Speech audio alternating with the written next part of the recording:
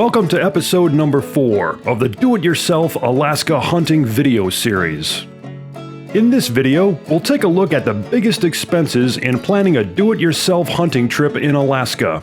These include actually getting there, having a place to stay, having a means of transportation to get you to and from your hunting area, and later getting you and your harvested animal back home.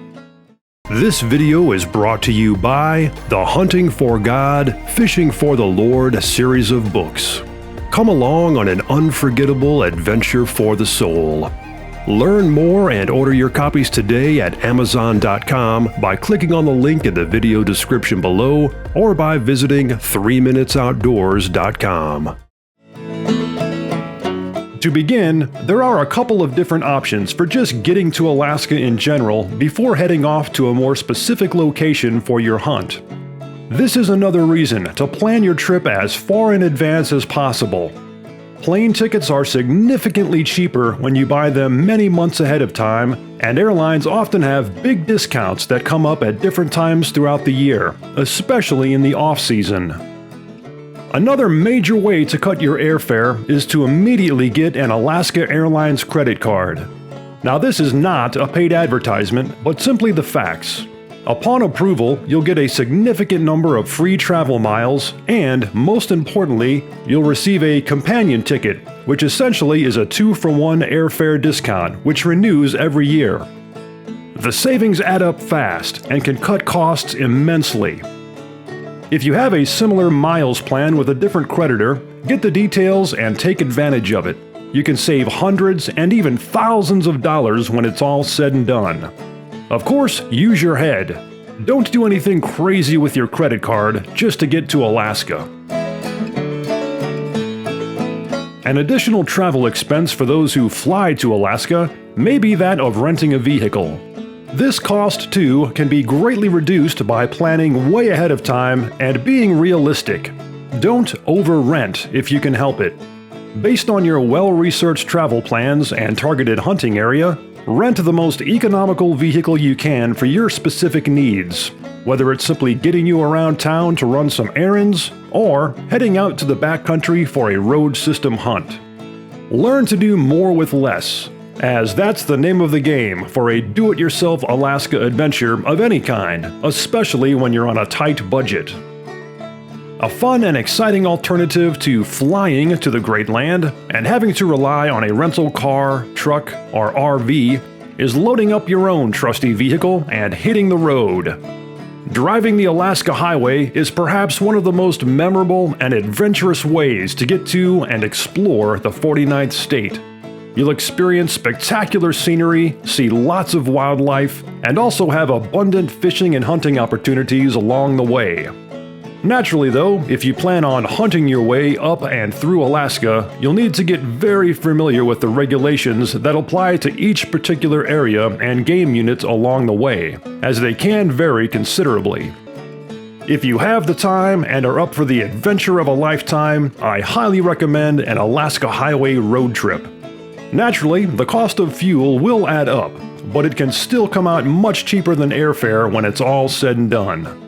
If this is an option for you, get a copy of the most recent edition of the Milepost and study it thoroughly, as this annually published book is truly the Bible for traveling the North Country, and it contains an incredible wealth of information and planning resources. If you plan on flying to Alaska for your hunt, as most do, you'll most likely need a place to stay once you get into town before heading out and then coming back in from your hunting adventure. Now, it might just be a matter of having a place to crash for the night and organize your hunting gear, but depending on what time of year it is, finding a decent place for even an overnight stay can at times be challenging.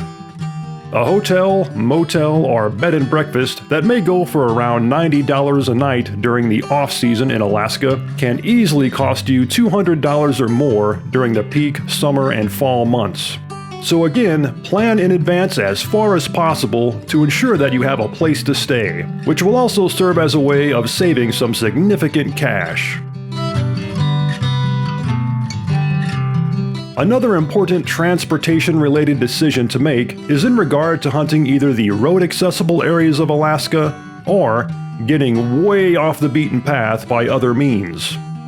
Now keep in mind, if you plan on hunting an area that's accessible by the main road systems of Alaska, or even popular ATV trails for that matter, you very well may have a fair amount of company during your hunt.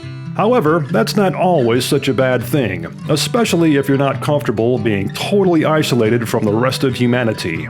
But if you desire the kind of hunt in which you'll most likely be guaranteed to not see other people, then you'll have to be prepared to drive or hike much further than your competition, rent a raft and do a float hunt, or hire a bush pilot or a boat captain to get you into otherwise inaccessible areas of wilderness, which are also generally much more productive for hunting due to lack of human presence or pressure. Hiring an air taxi or charter boat will cost a significant chunk of change, and again, will most likely be one of your biggest expenses on a do-it-yourself hunt. However, splitting up the cost with a few buddies is the best way to handle it and can make it quite affordable.